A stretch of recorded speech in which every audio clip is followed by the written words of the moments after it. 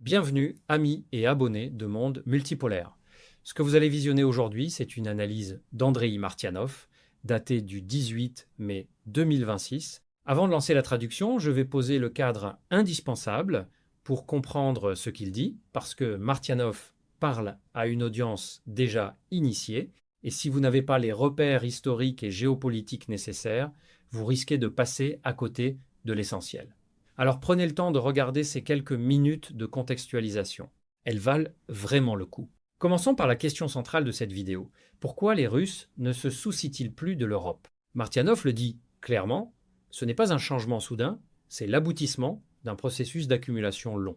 Et pour comprendre ce processus, il faut remonter à la chute du mur de Berlin en 1989, puis à la dissolution de l'Union soviétique en 1991. À ce moment-là, la Russie de Gorbatchev et Eltsine avaient fait des concessions extraordinaires, retrait des troupes d'Europe centrale et orientale, acceptation de la réunification allemande, réduction drastique des arsenaux militaires. En échange, James Baker, alors secrétaire d'État américain, avait donné des assurances verbales que l'OTAN ne s'étendrait pas d'un pouce vers l'Est. Ces assurances sont aujourd'hui documentées dans des archives déclassifiées.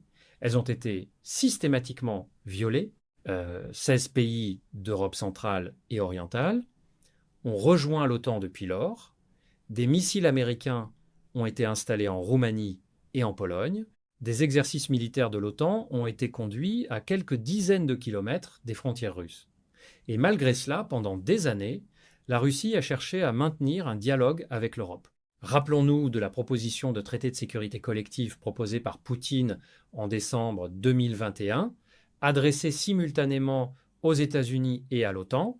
Cette proposition demandait que l'OTAN cesse son expansion vers l'Est et retire ses forces des pays membres ayant rejoint après 1997. La réponse occidentale a été de la balayer d'un revers de main. 2 mois plus tard, l'opération militaire spéciale commençait.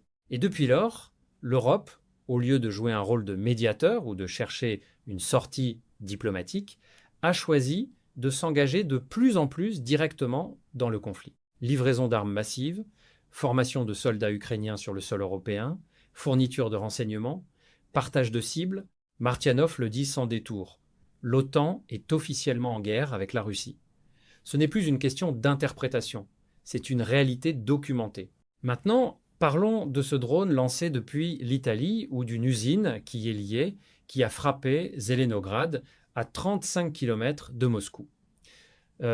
Pour comprendre ce que ça signifie symboliquement, imaginez un instant qu'un drone, lancé depuis une base en Europe de l'Est, frappe une ville à 35 km de Washington.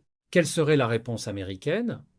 On connaît déjà la réponse, souvenons-nous de la crise des missiles de Cuba en 1962. En octobre 1962, lorsque les États-Unis ont découvert que l'Union soviétique installait des missiles à Cuba à 140 km de la Floride, Kennedy a imposé un blocus naval et le monde a frôlé la guerre nucléaire. La logique de sécurité nationale appliquée à sa propre frontière par Washington est exactement celle que Moscou applique à la sienne. La différence, quand c'est Washington, ça s'appelle de la défense légitime. Quand c'est Moscou, ça s'appelle de l'impérialisme.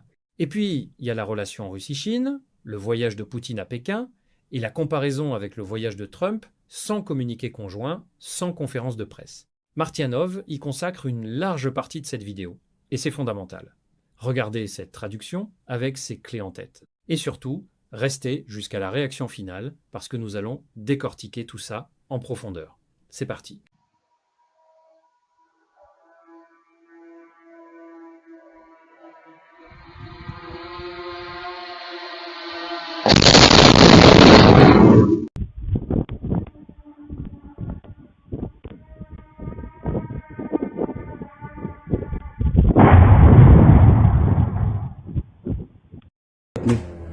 Да ё-моё! Капец!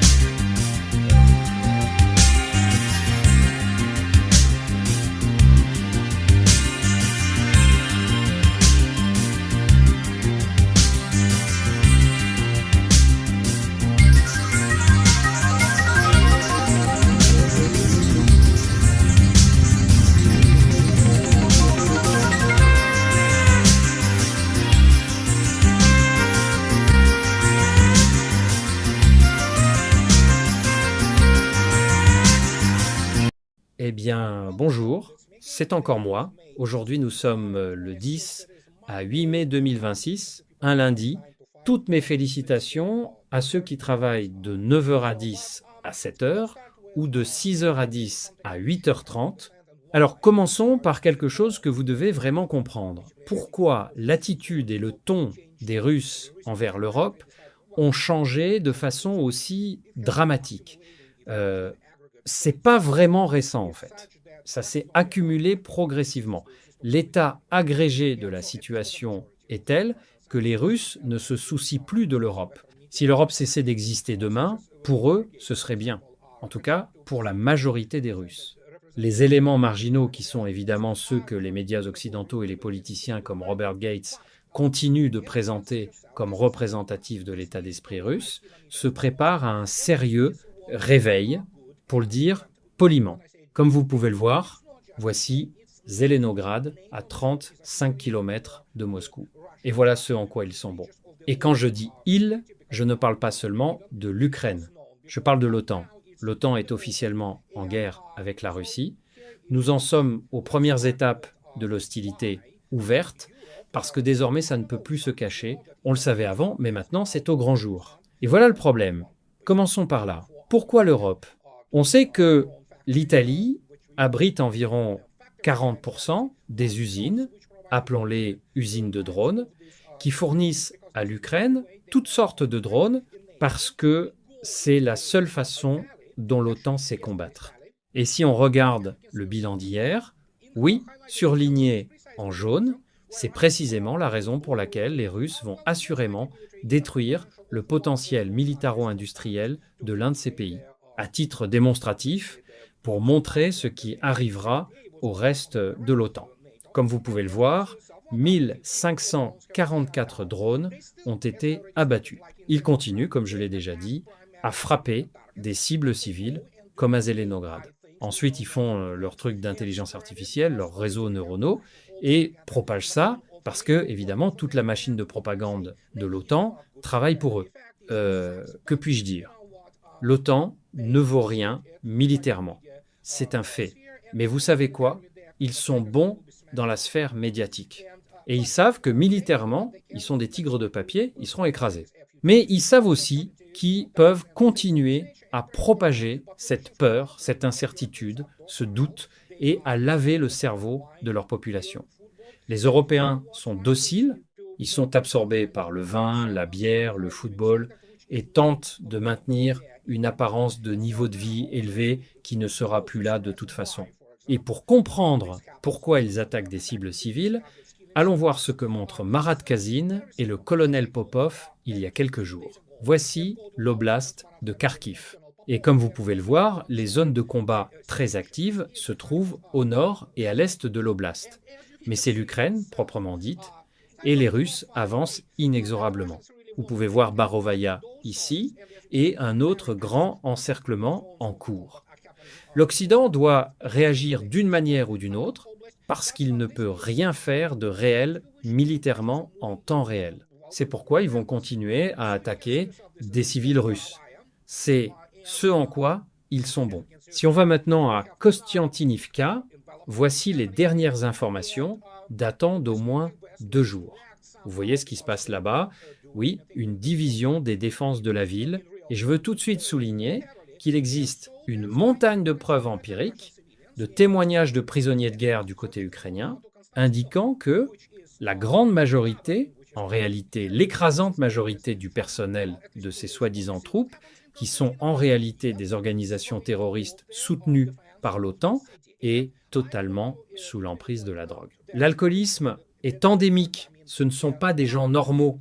Ils sont bourrés de fentanyl et d'autres substances que l'Europe leur fournit, mais ça ne change rien, comme vous pouvez le voir. Donc cette partie est à considérer comme terminée. Et vous avez vu vous-même à quoi ressemble Kostiantynivka, et Kramatorsk a évidemment subi, conjointement avec Kiev, toutes sortes de frappes par des missiles russes. Et c'est tout ce que vous devez savoir sur ce qui se passe dans le cadre de l'opération militaire spéciale. Et pourquoi ils s'affolent? C'est aussi pourquoi tous les indicateurs sont là.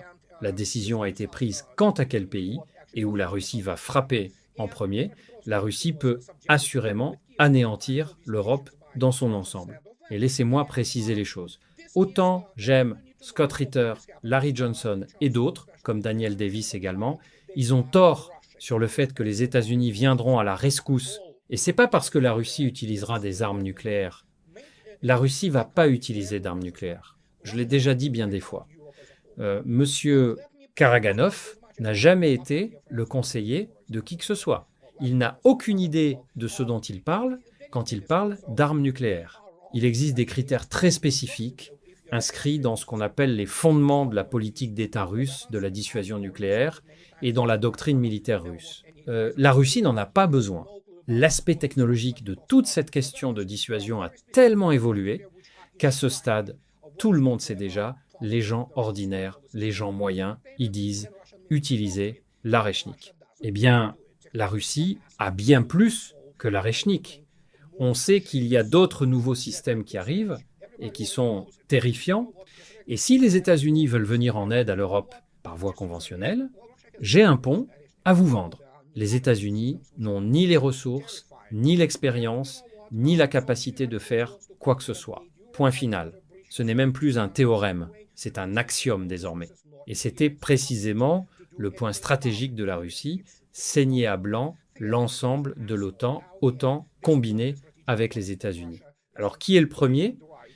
Vous devez comprendre que quand je dis que ça va arriver ou pas, je parle en termes de probabilité. Nous vivons dans un monde de probabilité.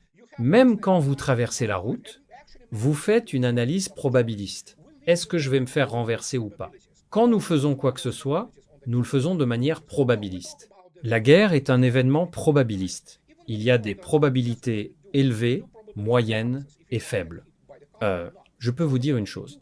La probabilité que la Russie fasse un exemple d'un ou deux pays de l'OTAN, et je parle évidemment de l'Europe occidentale, l'Allemagne, la France, l'Italie, le Royaume-Uni et autres, elle est élevée.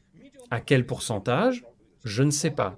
67,3%, ceux qui font de la navigation sérieuse et des calculs navals comprennent ce que ça signifie, mais ça pourrait être 75, voire 85%, ce qui est déjà une probabilité très respectable que ça se produise, et la décision semble avoir été prise. Est-ce que ça pourrait quand même ne pas arriver ? Bien sûr. Mais la probabilité que ça arrive est assez élevée. Et encore une fois, une probabilité élevée ne signifie pas que quelque chose va forcément se passer.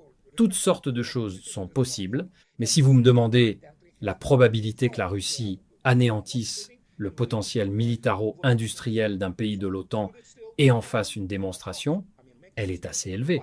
Mettons les choses ainsi. Passons maintenant à quelque chose de vraiment, vraiment important. Pendant que M.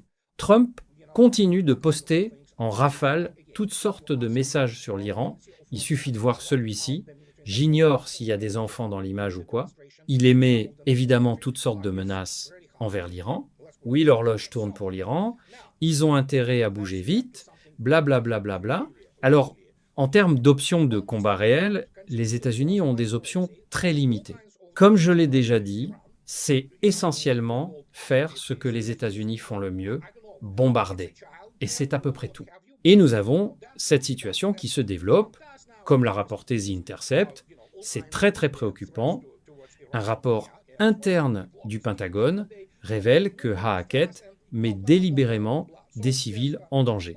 Ce rapport du département de la guerre conclut que le Pentagone n'a pleinement mis en œuvre aucune des mesures requises pour atténuer les dommages causés aux civils. Bonjour. C'est pas seulement qu'ils n'ont pas mis en œuvre ces mesures, c'est simplement que c'est leur mode opératoire. Les civils sont les jouets des guerres du Pentagone. Et si on va plus loin, nous avons maintenant cette situation. Le Congrès s'oppose au Pentagone concernant le programme de réduction des préjudices causés aux civils. Des parlementaires ont vendredi accusé le Pentagone d'avoir tué un effort mandaté par le Congrès pour réduire les dommages aux civils, après qu'une nouvelle enquête de l'inspecteur général a révélé que le département de la Défense avait commencé à fermer cette initiative malgré une obligation légale de la maintenir. Vous avez des généraux, et laissez-moi vous dire une chose, et je sais que je ne vais pas me faire de nouveaux amis parmi le personnel militaire américain, et j'en suis totalement conscient, ils sont bons pour tuer des civils, bons pour tuer des gens qui ne peuvent pas riposter. Quand la riposte arrive comme c'est arrivé avec l'Iran, on se retrouve soudainement dans cette situation, eh bien, disons-le clairement, le Pentagone s'est à nouveau effondré. Peuvent-ils continuer à bombarder? Oui, jusqu'à ce qu'ils soient complètement à court de munitions à longue portée. Ensuite, ils doivent envoyer ces gars-là avec leur GBU, leur bombe planante, sauf le GBU 71, qu'ils testent prétendument avec une portée de 300 à 500 km, certes très coûteux, mais la majorité de leur arsenal GBU signifie Gliding Bomb Unit, bombe planante guidée, vous oblige quand même à pénétrer dans l'espace aérien iranien sur vos F-15 F-16, F-35 pour bombarder. Et une fois que vous entrez, devinez ce qui se passe. Les États-Unis ont perdu 39 aéronefs majeurs. La dernière fois, cette fois, ça pourrait se compter en centaines s'ils continuent ce qu'ils font. Et ce sera terminé. Les gens ne comprennent pas, comme je l'ai déjà dit, que les États-Unis ne savent pas conduire des opérations interarmes. Cette histoire des 4 touchdowns d'Albi lors de la guerre du Golfe contre cette pitoyable armée irakienne, arrêtons-nous là, oublions ça, c'était une anomalie absolue et c'était pas une vraie guerre. Nous avons donc une situation qui évolue de telle manière que, combiné à l'échec, Trump a obtenu quelque chose de la Chine, mais la Chine, comme je l'ai déjà dit, ne transigera jamais sur la question de Taïwan. Et M. Donald Trump et les États-Unis, sinon humiliés, en ont été réduits au mieux à la montagne qui accouche d'une souris. Et encore, si c'est vrai, parce que vous devez constamment garder à l'esprit que les comptes rendus américains et chinois ne correspondent pas bien, pour le dire poliment. Même s'ils obtiennent un mouvement sur le soja qui sera assurément un peu d'aide pour les agriculteurs américains, et 200 avions Boeing, c'est intéressant, c'est important, mais c'est tout. Ce n'est vraiment pas grand-chose. Le problème géopolitique fondamental n'a pas été résolu. Et comme tout le monde l'a déjà souligné, Trump voulait aller à Pékin en montrant qu'il avait vaincu l'Iran.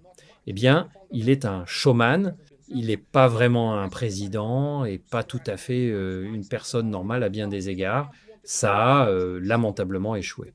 La Chine a tenu sa propre ligne fondamentale sur ce qu'elle appelle sa ligne rouge. J'adore comment les journalistes occidentaux, ces individus peu scrupuleux, utilisent ce terme. Mais c'est Taïwan, bien sûr. C'est la réunification de la nation chinoise. C'est intouchable.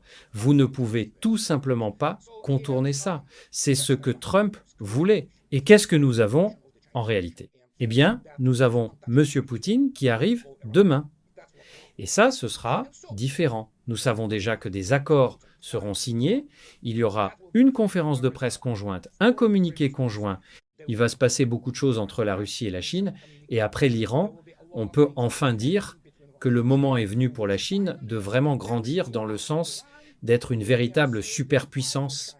Beaucoup d'éléments entrent dans la définition d'une superpuissance. L'économie chinoise est gigantesque, colossale, mais autant je ne supporte pas tous ces soi-disant politologues, surtout de tendance libérale, qui croient encore à tous ces chiffres idiots de PIB qui sont des chiffres bidons. Autant je dois admettre que Vladimir Poutine et M. Xi, qui sont de très bons amis, vont se réunir pendant 2 jours. Et beaucoup de choses ne seront pas seulement discutées, elles sont déjà préparées.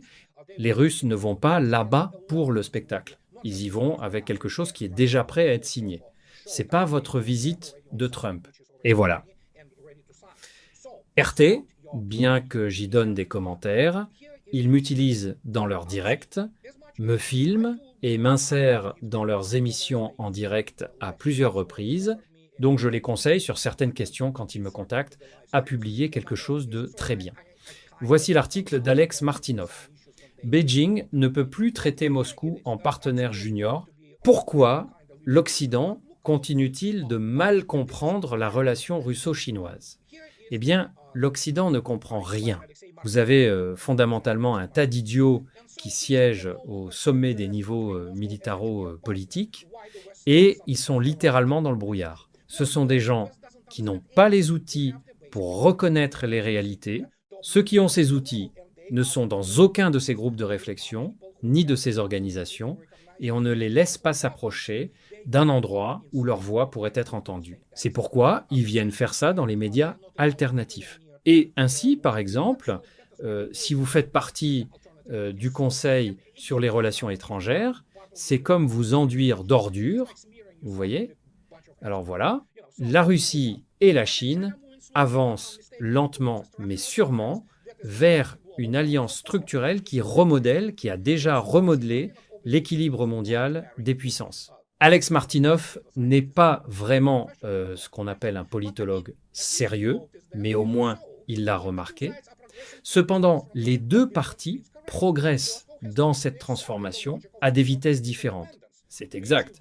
Moscou a largement accepté la logique d'une interdépendance stratégique profonde. Pékin, en revanche, se comporte encore comme s'il pouvait maintenir un partenariat soigneusement géré dans lequel la Chine reste le partenaire senior tout en minimisant ses propres obligations. Et là, pour la Chine, comme je l'ai déjà dit, j'ai un pont à vous vendre. La Chine n'est pas encore une superpuissance à part entière, malgré son économie énorme. Beaucoup d'autres choses entrent en compte, et notamment en termes de politique étrangère active. Et la Chine a été, c'est absolument exact, très prudente. Avez-vous vu des navires chinois escorter ces pétroliers, comme le fait la Russie? Avez-vous vu la marine chinoise quelque part à proximité? Non. Et il y a d'autres choses que beaucoup de gens ne savent pas. L'armée de l'air russe, en termes de capacité de combat, éclipse tout ce que la Chine construit. Et vous avez tous vu la tragédie du CNF-100 d'Izanov, lorsque les États-Unis ont simplement cessé de fournir les moteurs Pratt Whitney pour cet avion, soi-disant chinois indigène, ce qu'il n'est pas. Ce modèle atteint ses limites. Pendant des années, le récit dominant dans les cercles politiques occidentaux était que la Chine et la Russie restaient fondamentalement séparées dans leurs intérêts. Ces cercles sont infectés par des idiots et, comme je l'ai déjà dit, allez écouter ce que M. Gates a dit aux journalistes de CBS. C'est risible. Cet homme était directeur de la CIA, puis secrétaire à la Défense. Beaucoup de ces projets restent seulement partiellement mis en œuvre, car les entreprises chinoises continuent de calculer soigneusement les risques d'exposition aux sanctions. Absolument. Et parfois, elles sabotent même certains virements bancaires, par exemple. Pékin a souvent préféré des gains opportunistes à une véritable interdépendance stratégique. Les chercheurs occidentaux reconnaissent ouvertement cette dynamique, arguant que la Chine a profité du départ des concurrents occidentaux de Russie, tout en évitant des engagements qui lieraient pleinement les deux économies ensemble. J'ai une nouvelle pour vous, et c'est ce que beaucoup de gens ne comprennent pas. Il n'y aura pas de liaison des deux économies ensemble à la manière de Martinov, mais il y aura évidemment des projets économiques communs. La Russie ne lie pas les deux économies. C'est aussi mal compris. Et voici pourquoi je parle constamment de cela. Si quelqu'un ne le sait pas encore, Vladimir Poutine l'a déclaré ouvertement, et je le cite, « Ce n'est pas un secret, nous aidons nos amis chinois à construire le système d'alerte précoce aux attaques de missiles. Je ne peux pas vous expliquer à quel point ce système est complexe et avancé. Mais c'est la chose qui se cache derrière tous ces discours marketing et ces vidéos YouTube sur la croissance de la Chine. La Chine a accompli un exploit énorme en sortant 500 millions de personnes de la pauvreté totale. Cependant, ça ne change pas le fait que derrière toutes ces images de trains à grande vitesse et d'une construction navale colossale, il manque quelque chose. Et les Russes le savent très bien. Mais le problème est la prudence, pas l'hostilité.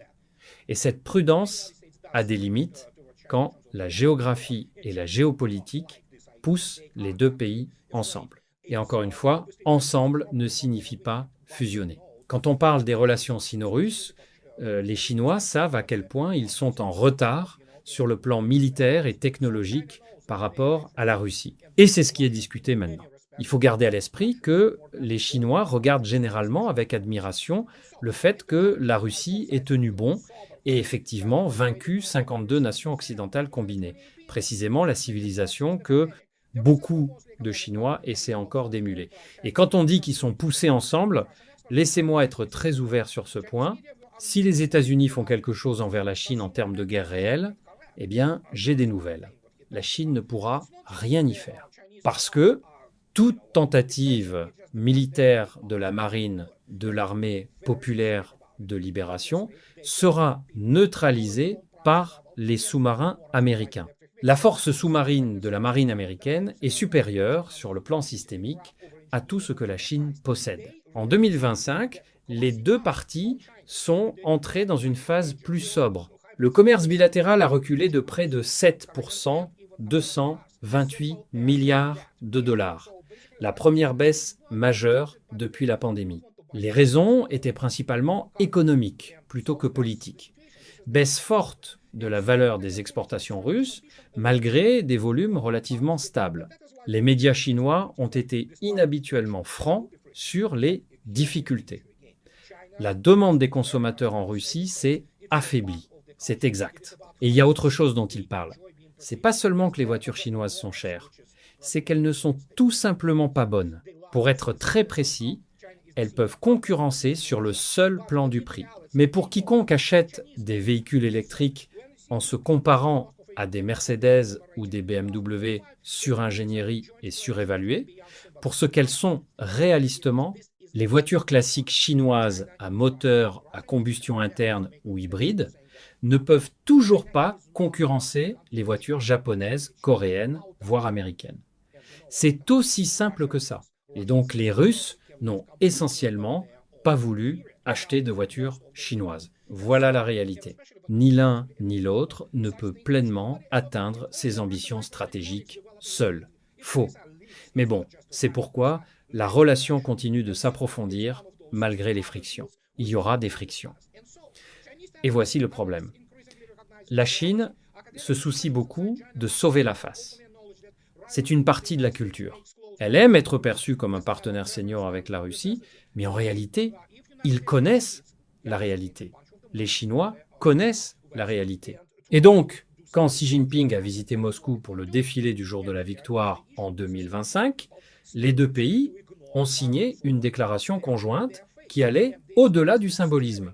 C'est exact. Et voici la partie la plus importante. La Chine a besoin de la Russie. La Russie a besoin de la Chine. Absolument, sans aucun doute. Mais la Chine n'est pas le pays qui peut atteindre l'autarcie. Vous savez ce qu'est l'autarcie ? La Russie peut l'atteindre. Les Russes peuvent littéralement vivre complètement par eux-mêmes, sans la plupart des importations, point final.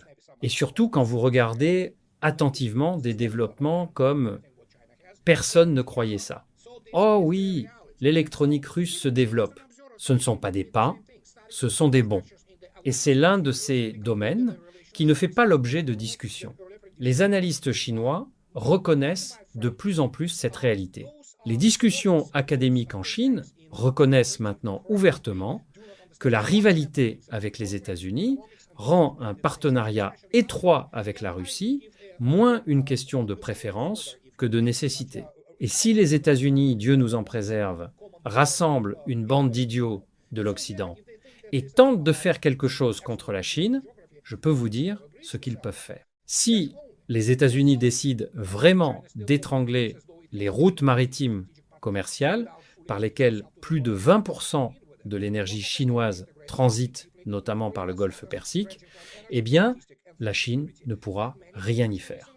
Et c'est aussi simple que ça, parce que toute initiative militaire de la marine chinoise sera neutralisée par les sous-marins américains dont la force est supérieure sur le plan systémique. En 2025, les études à la recherche de fractures dans l'Alliance concluent de plus en plus que la relation est bien plus durable que les premières prévisions ne le suggéraient. Ceux qui faisaient ces prévisions ne comprennent pas les réalités fondamentales de la guerre, de l'économie et de la culture. Et la Chine et la Russie ont, je crois, la plus longue frontière commune au monde. Si quelqu'un pense que c'est un accident de la géographie, j'ai un point à vendre. La Chine se comporte encore souvent comme si elle pouvait jouir des avantages d'un partenariat stratégique sans s'engager pleinement dans les responsabilités qui l'accompagnent. Moscou a déjà intégré Pékin en profondeur dans des secteurs critiques allant de l'énergie à la logistique et à la sécurité alimentaire. Mais beaucoup d'engagements majeurs d'investissement et de transferts technologiques chinois continuent d'avancer prudemment ou restent retardés. Oui, ils vont en discuter, Poutine et le camarade Xi, demain et après-demain. Mais même le niveau de coopération économique qui existe aujourd'hui entre la Chine et la Russie est suffisant pour la Russie, et voilà le problème fondamental. Ceux qui ne comprennent pas, et c'est ce que je répète depuis une deuxième décennie, sans relâche, toute la géopolitique pratique tourne autour de l'équilibre des puissances. Et qu'est-ce que l'équilibre des puissances? Votre économie ne signifie littéralement rien si vous ne pouvez pas la défendre. La Chine ne peut pas la défendre. La Russie peut le faire. Et elle l'a prouvé. Elle a tenu tête et vaincu 52 nations de l'Occident combinées. Maintenant, nous en avons les conséquences avec l'Iran. L'Iran tient bon et ne compromet pas. La Chine, vous venez de lire vous-même que les Chinois préfèrent être multifactoriels, pour ainsi dire. Mais ils n'ont pas le choix. C'est ce que les gens doivent comprendre. Pour démontrer à quel point ces gens sont délirants, voici l'Allemagne, et sa participation à la guerre contre la Russie en fournissant des obus d'artillerie. Et maintenant, voilà ce personnage, si on l'appelle Marcos Leonard, un capitaine ou je ne sais quoi dans la Bundesmarine. Il y a quelques jours, lors d'une réunion à Hambourg sur la défense civile, il discutait avec son auditoire de ce qu'il faudrait faire avec les prisonniers de guerre russes. Comme je l'ai déjà dit, les militaires allemands sont des incompétents. Et ce type pense qu'en cas de guerre avec la Russie, il y aurait des prisonniers de guerre russes. Le gars est un idiot. Et on s'y attendait de la part du personnel de la Bundeswehr. Il ne comprend pas qu'il n'y aura pas de prisonniers de guerre, il n'y aura pas non plus de prisonniers de guerre allemands, parce qu'il n'y aura pas d'Allemagne. Mais oui, ce sont les gens qui pensent sérieusement pouvoir combattre la Russie. Ils sont fous, et voilà le Wall Street Journal. Oui, voilà ce qu'écrit Matthew Hennessy, un crétin, qui écrit ce truc. Oui, Sydney Sweeney est une jeune femme extrêmement attirante. Et je ne vais pas me lancer dans ses capacités artistiques, mais elle est belle. Elle ne vieillira assurément pas très bien, mais en ce moment, elle est vraiment époustouflante. Et donc, regardez ce qu'il écrit. L'avenir n'est pas chinois. Nous avons Apple, la NBA et Sydney Sweeney. Qu'ont-ils? Eh bien, vous seriez surpris du nombre de belles femmes chinoises qu'il y a, et Hollywood ne se porte pas bien en Chine. Mais s'ils pensent que la NBA est une sorte de puissance, et qu'Apple fabriqué entièrement en Chine l'est aussi, j'ai un pont à lui vendre. C'est une imbécilité, mais c'est le niveau des élites américaines, et voilà le niveau de réflexion au Pentagone. Voilà le niveau de réflexion dans tous ces groupes de réflexion. Ce sont ces gens, et particulièrement cette herpès que sont les journalistes américains du grand public comme le Wall Street Journal ou les néocons de Newsweek. Après avoir passé du temps avec eux dans la même pièce, gardez toujours sous la main une bonne dose d'antibiotiques. Mais que puis-je dire? Rien de ce que je ferai ne va changer ça. Je peux seulement. Beaucoup de gens ne comprennent pas que je ne suis pas dans le business de Cassandre. Ma tâche est d'éduquer. Et nous allons être très occupés à observer ce que M. Poutine et M. Xi feront après la visite de Vladimir Poutine demain en Chine. Et ça aura une signification bien plus grande que ce à quoi vous pourriez vous attendre. Parce que la Russie a essentiellement dit à la Chine « Il est temps de sortir du monde virtuel dans la réalité. La Russie a fait sa part. Est-ce que la Chine va le faire? Nous verrons. Assurément, elle le fera. Mais encore une fois, on doit attendre et voir. Et c'est ce que je voulais vous dire aujourd'hui. Comme toujours, ceux qui aiment ce que je fais abonnez-vous à ma chaîne. Et ceux qui peuvent se le permettre, soutenez-moi sur Patreon ou offrez-moi un café. Ça me permet de rester dans ce domaine. Passez une bonne fin de semaine et à bientôt. Au revoir. Mes amis, vous venez de regarder André Martianov dans l'une de ses analyses les plus denses et les plus riches de cette année. Il a abordé 4 grands blocs thématiques: l'OTAN en guerre ouverte avec la Russie, la question des frappes sur le territoire russe profond, la relation structurelle Russie-Chine et l'impuissance militaire américaine face à l'Iran. Je vais reprendre chacun de ces blocs, les approfondir, les enrichir avec les développements des dernières 48 heures et vous donner les clés historiques qui permettent de comprendre ce que nous vivons réellement. Commençons par la frappe sur Zelenograd, à 35 km de Moscou. Martianov l'a mentionné dès le début de cette vidéo, et ce n'est pas un détail. C'est un symbole puissant de l'escalade en cours. Pour mesurer l'ampleur de ce que représente une frappe à 35 km de Moscou, il faut une comparaison. Washington à 35 km, c'est Dulles Airport. New York à 35 km, c'est la banlieue du New Jersey. Imaginez des drones armés frapper ces zones, quelle serait la réaction américaine? La réponse est évidente, ça serait considéré comme un acte de guerre total. Mais avant ça, parlons de qui fournit ces drones. Martianov mentionne que l'Italie abrite environ 40% des installations de production de drones utilisées en Ukraine. Ces informations ont été confirmées par plusieurs enquêtes journalistiques indépendantes. Des composants italiens, allemands, britanniques et même américains se retrouvent dans les drones qui frappent le territoire russe. Ce n'est pas une question d'interprétation ou de propagande. C'est une réalité documentée par des images, des débris analysés, des numéros de série retrouvés sur des restes de drones abattus. Et voilà ce que cela signifie en termes de droit international.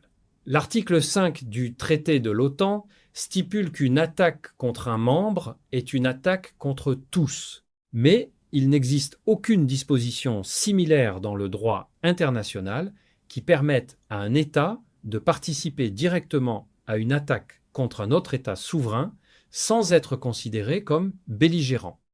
La production et la livraison d'armes qui frappent le territoire russe profond constituent, selon plusieurs juristes internationaux, une participation directe aux hostilités. La distinction entre soutien et co-belligérance est en train de s'effacer. Un parallèle historique s'impose ici. Pendant la guerre du Vietnam, la Chine a fourni à Hanoï une aide massive armement, conseillers militaires, matériel logistique.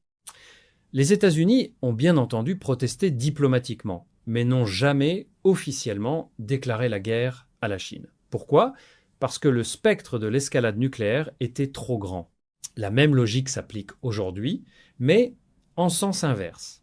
Sauf que, comme Martianov le souligne avec force, la Russie a maintenant développé des capacités de frappe conventionnelles de précision qui lui permettent d'infliger des dommages considérables à l'infrastructure militaro-industrielle européenne sans nécessairement franchir le seuil nucléaire.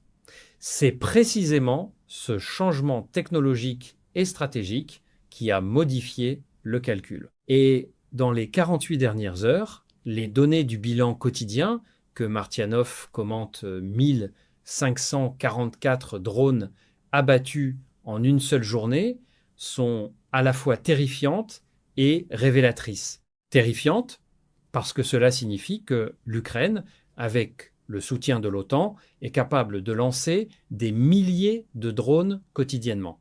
Révélatrices parce que la défense aérienne russe les abat dans cette proportion massive.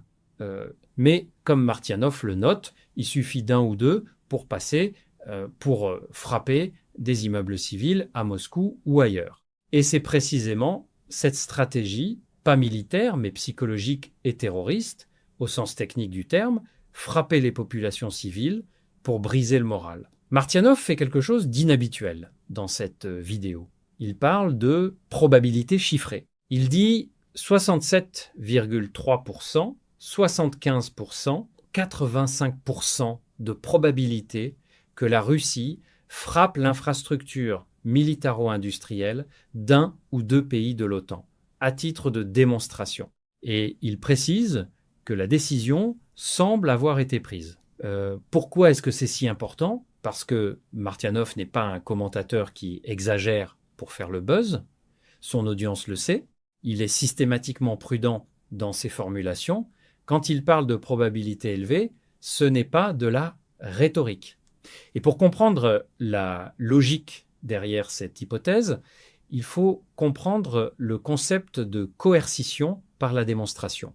Il s'agit de frapper un exemple précis pas dans l'intention d'anéantir un pays, mais pour démontrer une capacité et forcer un changement de comportement. Les États-Unis l'ont fait à Hiroshima et Nagasaki en 1945. Certains historiens militaires arguent que l'objectif principal de ces bombardements n'était pas tant de vaincre le Japon, qui était déjà à bout, mais de démontrer à l'Union soviétique la puissance nucléaire américaine. Une démonstration destinée à influencer le comportement d'un adversaire. La logique russe, aujourd'hui, est potentiellement similaire, mais avec des armes conventionnelles de précision. Et Martianov mentionne une information cruciale que beaucoup d'analystes occidentaux ignorent. Dmitri Polyansky, le représentant russe auprès de l'OSCE, dit maintenant ouvertement que la patience de la Russie est épuisée. Ce n'est pas un discours pour les médias. Polyansky est un diplomate de carrière, habitué à la formulation mesurée et au langage diplomatique nuancé. Quand un homme de sa formation dit que la patience est épuisée, c'est un signal diplomatique de première importance. Rappelons-nous de février 2022. Avant l'opération militaire spéciale, la Russie avait envoyé en décembre 2021 deux projets de traité, l'un aux États-Unis, l'autre à l'OTAN. Ces textes demandaient des garanties juridiques contraignantes sur la non-expansion de l'OTAN. Ils ont été rejetés. 3 mois de signaux d'avertissement ont été ignorés. Nous connaissons la suite. La dynamique actuelle présente des similitudes inquiétantes.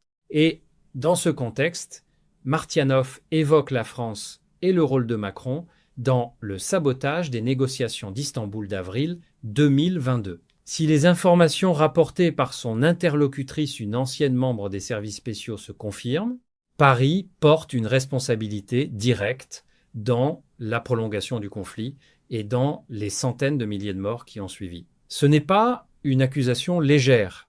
Et si la Russie a décidé que la France doit être incluse dans sa liste de cibles de démonstration, cela s'inscrirait dans une logique de responsabilité proportionnelle. Martianov parle longuement de l'impuissance militaire américaine. Et pour comprendre pourquoi c'est si significatif, il faut se rappeler du narratif dominant des 30 dernières années. Depuis la guerre du Golfe de 1991, les fameuses 4 touchdowns d'Albi dont parle Martianov, la doctrine militaire américaine a été présentée comme invincible. La révolution dans les affaires militaires, le concept de network-centric warfare, la dominance informationnelle sur le champ de bataille, tout cela a créé une conviction, aussi bien à Washington que dans les capitales alliées, que les États-Unis pouvaient gagner n'importe quelle guerre conventionnelle. Mais cette conviction était fondée sur une erreur d'analyse fondamentale. La guerre du Golfe de 1991 n'était pas un test réel. L'armée irakienne de Saddam Hussein était une armée affaiblie par 10 ans de guerre contre l'Iran, soumise à des sanctions économiques sévères depuis l'invasion du Koweït et confrontée à une coalition de 34 nations.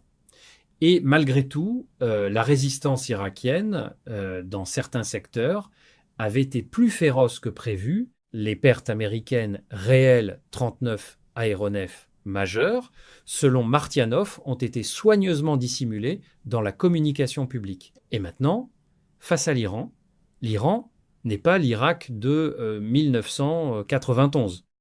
C'est un pays qui a développé, en 40 ans de sanctions, une industrie de défense nationale capable de produire des missiles balistiques et de croisières de précision, des drones de combat sophistiqués et des systèmes de défense aérienne multicouches. La première phase de la confrontation directe a montré que les États-Unis ont perdu un nombre significatif d'aéronefs, un fait que les médias dominants ont minimisé.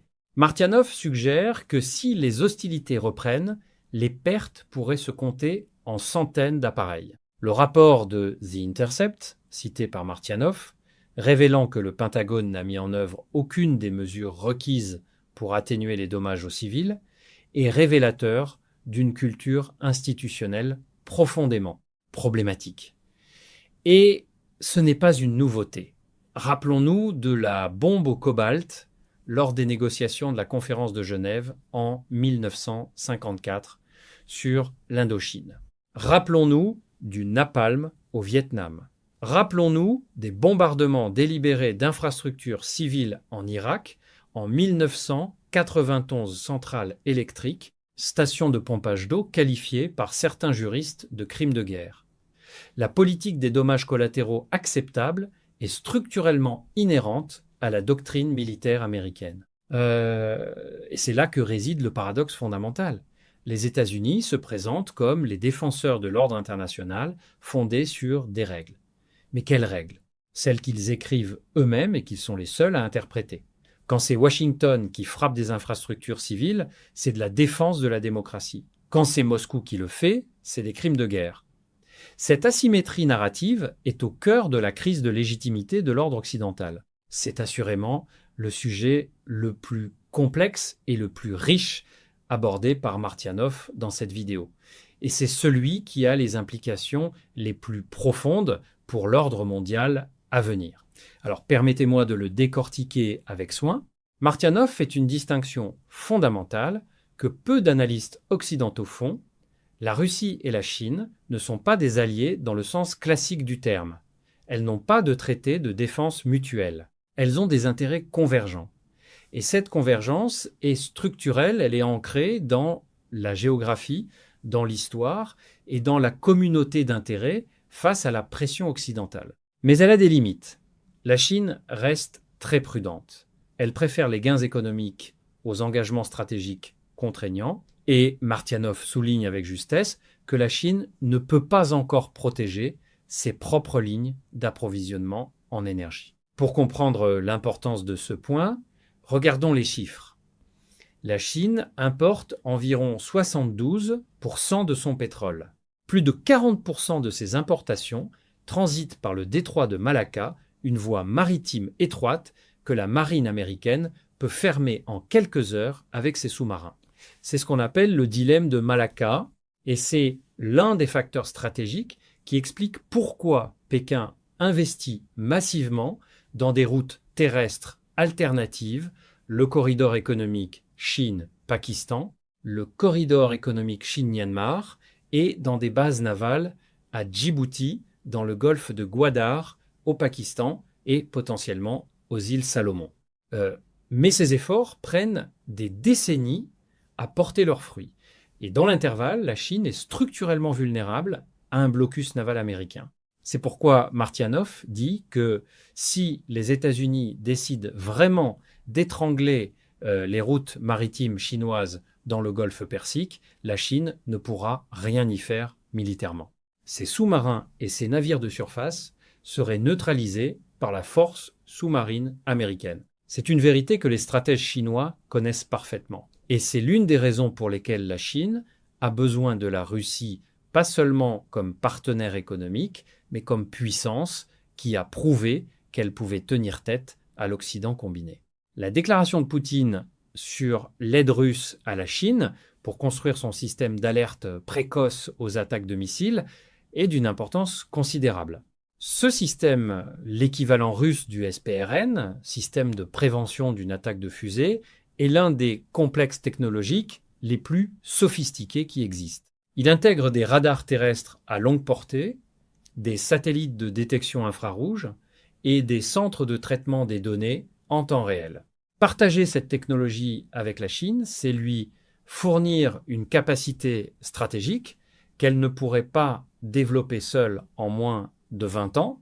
C'est un investissement stratégique russe dans la sécurité chinoise d'une ampleur rare dans l'histoire des relations entre grandes puissances. Et la visite de Poutine à Pékin, que Martyanov annonce pour le lendemain de cette vidéo, doit être lue dans ce contexte. Contrairement à la visite de Trump en Chine, qui s'est terminée sans communiqué conjoint, sans conférence de presse, et avec des comptes rendus divergents, la visite de Poutine produira des accords concrets, des déclarations communes et des engagements mutuels.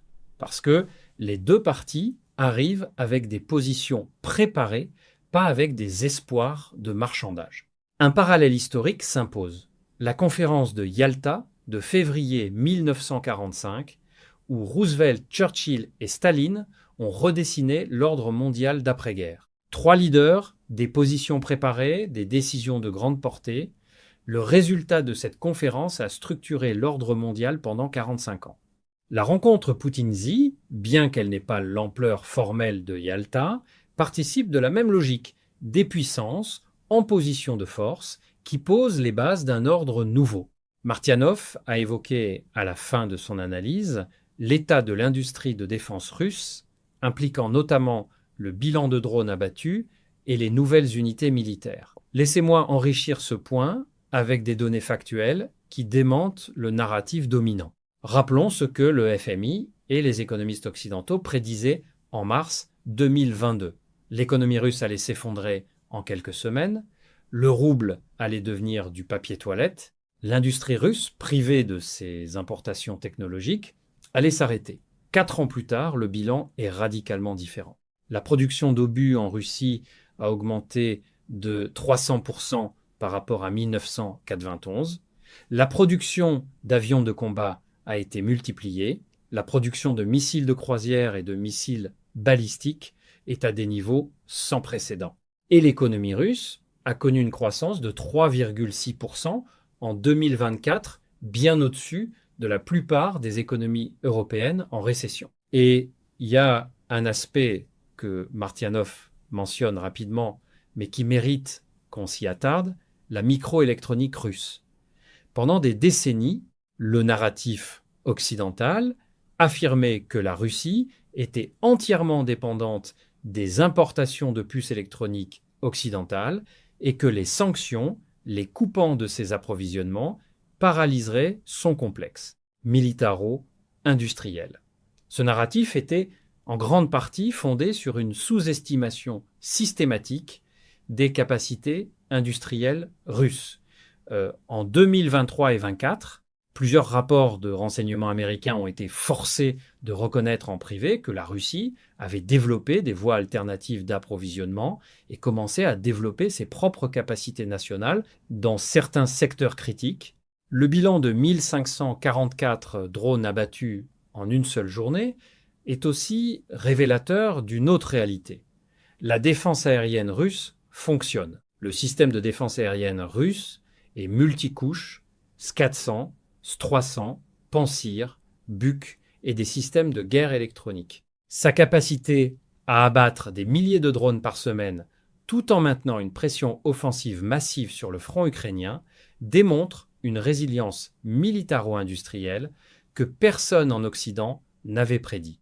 Martyanov mentionne l'article du Wall Street Journal affirmant que Sydney Sweeney, Apple et la NBA sont la preuve que l'avenir appartient aux États-Unis et non à la Chine. Si ça vous fait rire, c'est parce que ça devrait faire rire. Mais derrière ce ridicule se cache quelque chose de profondément révélateur sur l'état mental des élites américaines. Apple est entièrement fabriqué en Chine. 90% de sa chaîne de production est en Asie, principalement chez Foxconn, à Taïwan et en Chine continentale. La NBA a un accord de diffusion milliardaire avec Tencent en Chine et Sydney Sweeney, avec tout le respect qu'on lui doit, n'est pas exactement un argument de puissance géopolitique. Le fait qu'un journaliste du Wall Street Journal puisse rédiger cet article et que ses rédacteurs en chef le publient dit tout sur la déconnexion des élites médiatiques américaines avec la réalité du rapport de force mondiale. C'est cette déconnexion que Martyanov pointe du doigt quand il parle de Robert Gates, ancien directeur de la CIA, et secrétaire à la Défense tenant des propos risibles sur la Russie. Gates représente une génération d'officiels américains formés pendant la guerre froide qui ont cru à la victoire définitive du modèle américain après la chute de l'URSS et qui n'ont jamais revisité leurs présupposés de base malgré les défaites accumulées depuis. Et parlons de ces défaites accumulées. L'Afghanistan, 20 ans de guerre, 2400 soldats américains tués, 1000 milliards de dollars dépensés, retrait en 2020 et dans des conditions humiliantes, le gouvernement pro-américain s'effondrant en 96 heures sans les forces américaines. L'Irak, invasion fondée sur des mensonges, documentée sur les armes de destruction massive. 200 000 à 250 000 civils irakiens tués selon certaines estimations. Émergence de Daesh dans le vide créé par la destruction de l'État irakien. La Libye, intervention de l'OTAN en 2011, État libyen détruit, pays divisé en zone de guerre tribale, base d'expansion du terrorisme en Afrique subsaharienne. La Syrie, soutien à des groupes armés qui se sont révélés liés à Al-Qaïda, échec à renverser Assad, affaiblissement définitif de la crédibilité américaine dans la région, l'Ukraine et l'Iran. Deux nouvelles illustrations de ces limites. À chaque fois, le bilan réel a été dissimulé, minimisé, reframé. Mais le monde, lui, voit. Et c'est là que Martianov rejoint des analystes aussi différents que lui dans leur sensibilité, comme le professeur John Mearsheimer à l'université de Chicago ou le chercheur Jeffrey Sachs à Columbia, qui, de positions très différentes sur l'échiquier politique américain, arrive à la même conclusion: la politique étrangère américaine des 30 dernières années a été définie par une hubris déconnectée des réalités du rapport de force. Permettez-moi maintenant de faire une synthèse, parce que les sujets abordés par Martianov dans cette vidéo « L'OTAN en guerre ouverte », les frappes sur le territoire russe, l'impuissance américaine face à l'Iran, la relation Russie-Chine, le voyage de Poutine à Pékin ne sont pas des événements isolés. Ils sont les manifestations simultanées d'un seul et même processus. L'effondrement de l'unipolarité américaine et la construction d'un ordre mondial multipolaire. Cet ordre multipolaire n'est pas encore stabilisé. Nous sommes dans la phase la plus dangereuse, la période de transition entre deux ordres mondiaux. Les historiens appellent ça un moment de transition hégémonique. Et ces moments sont historiquement les plus propices aux guerres majeures. La transition de la domination espagnole à la domination hollandaise au XVIIe siècle a produit la guerre de 30 ans. La transition de la domination hollandaise à la domination britannique au XVIIIe siècle a produit les guerres napoléoniennes. La transition de la domination britannique à la domination américaine au XXe siècle a produit deux guerres mondiales. Nous vivons aujourd'hui la transition de la domination américaine vers un ordre multipolaire. La question n'est pas de savoir si cette transition aura lieu, elle est déjà en cours. La question est de savoir si elle peut s'accomplir sans provoquer un conflit d'envergure mondiale. Pour que cette transition soit pacifique, il faut que les puissances établies, notamment les États-Unis, acceptent la réalité du changement et cherchent des arrangements diplomatiques qui préservent leurs intérêts essentiels tout en reconnaissant les intérêts légitimes des autres puissances. C'est ce que Martianov appelle, avec une certaine ironie, être pragmatique. Et c'est ce que la diplomatie russe cherche à imposer, non plus par la persuasion, mais par la démonstration de la force. Pour que cette transition soit pacifique, il faut aussi que les puissances émergentes, la Russie, la Chine, l'Iran et dans une moindre mesure, l'Inde et le Brésil construisent ensemble des institutions alternatives crédibles. Les BRICS, malgré leurs frictions internes, avancent dans cette direction. L'organisation de coopération de Shanghai s'élargit, les mécanismes de règlement alternatifs au dollar se multiplient, ces processus sont lents, mais ils sont réels. Et dans ce contexte, ce que nous observons en ce moment, les frappes iraniennes, la fermeture du détroit d'Ormuz, les avancées russes en Ukraine, la visite de Poutine en Chine sans les shows de Trump, ce sont autant de signaux qui disent la même chose. L'hégémonie américaine est contestée sur tous les fronts simultanément, pour la première fois depuis la guerre froide. Et cette fois, le camp d'en face est beaucoup plus fort, beaucoup plus coordonné et beaucoup moins disposé à des compromis unilatéraux. Ce que nous pouvons espérer, et c'est l'ambition de cette chaîne depuis le début, c'est que cette transition se fasse avec le minimum de violence, le maximum de dialogue et dans le respect de la souveraineté de tous les peuples. Pas parce que c'est naïf, mais parce que les enjeux d'un conflit global entre puissances nucléaires sont trop grands pour être ignorés. Mes amis, si cette analyse vous a apporté de la valeur, si elle vous a aidé à comprendre le monde tel qu'il est, pas tel qu'on vous dit qu'il est, alors partagez cette vidéo, commentez, abonnez-vous à Monde Multipolaire et activez la cloche pour ne rien manquer parce que les prochaines semaines vont être décisives. Et vous méritez des analyses honnêtes et documentées pour les traverser. À très bientôt.